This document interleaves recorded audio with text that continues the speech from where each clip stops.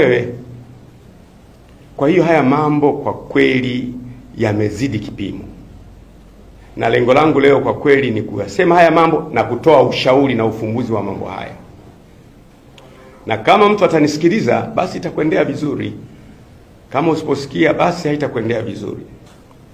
Lakini hebu tuwaone hawa wajuzi hawa. Imetokea tena mwanaharakati huyu, mwanaharakati wa Uganda, msichana anaitwa Agatha Atuhaire. Wamekuja hapa kwenye shughuli zao hizo za kuhudhuria mahakamani. Huyo mtu amechukuliwa na watu waliojitambulisha ni kama watu wa vyombo. Mimi sina hakika kama watu wa vyombo, kwa sababu leo naongelea utekaji kwa ujumla.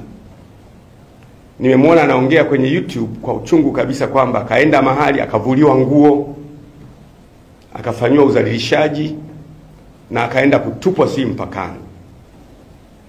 Sasa hebu tujaribu kuwaza, kama angekuwa ni mama yako mzazi amechukuliwa, anavuliwa nguo, anadhalilishwa, anatupwa mahali, ungejisikiaje?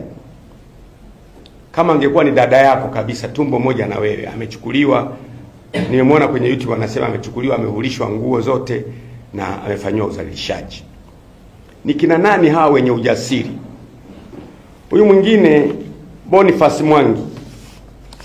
Boniface Mwangi naye mwanaharakati kutokea Kenya, ambaye naye alikuwa amekuja kuhudhuria kesi pale, kuhudhuria kwenye kesi. Boniface na yeye tumemwona sasa, nafikiri kwa Serena Hotel.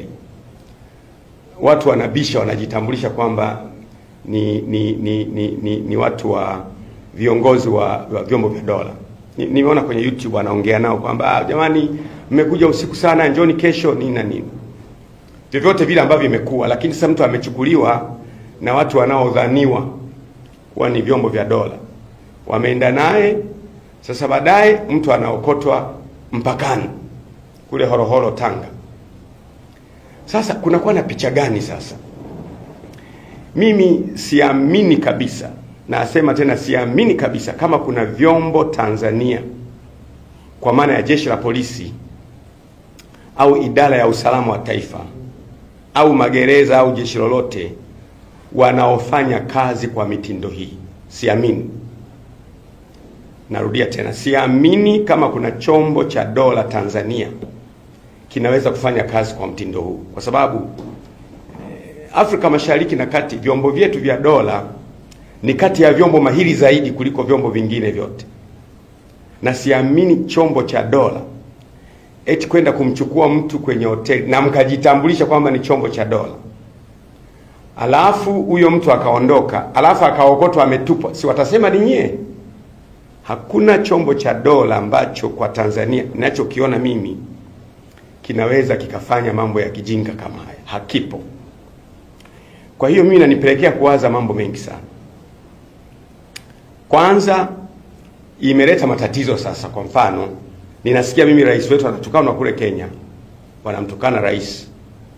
Alafu yule aliyechukuliwa anasema eti alikuwa anapigwa, anaambiwa sema asante Samia. Hivi kweli kuna chombo cha dola kwa maana ya polisi au idara ya usalama kinaweza kuwa kinampiga mtu alafu kinamlazimisha kusema asante Samia?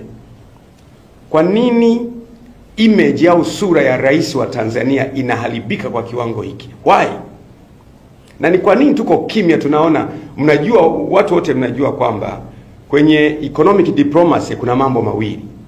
Kuna mahusiano na kuna biashara. Sasa mahusiano ya nchi na nchi yanapoharibika, biashara itakwendaje? Italeta matatizo makubwa kabisa. Na mpaka sasa umefika wakati tunaongelewa kwenye mitandao nchi yetu kama ni mahala pa hatari. Hii inaathiri mambo mengi sana. Kwanza inaathiri utalii wetu. Watu wanaanza kuona Tanzania si mahala salama. Mtu unaweza kuchukuliwa kwenye hoteli na ukatupwa. Watu wanaanza kuona Tanzania sio mahala salama. Why? Mtu unaweza kuchukuliwa ukatupwa na watu wanaojitambulisha watu wa vyombo. Mimi nataka niseme, lengo langu la kuongea ni kusema mimi sikubaliani na vitu hivi 100%. Hivi vinaitwa vya kijinga, havifai kutajwa kwenye jamii ya Tanzania.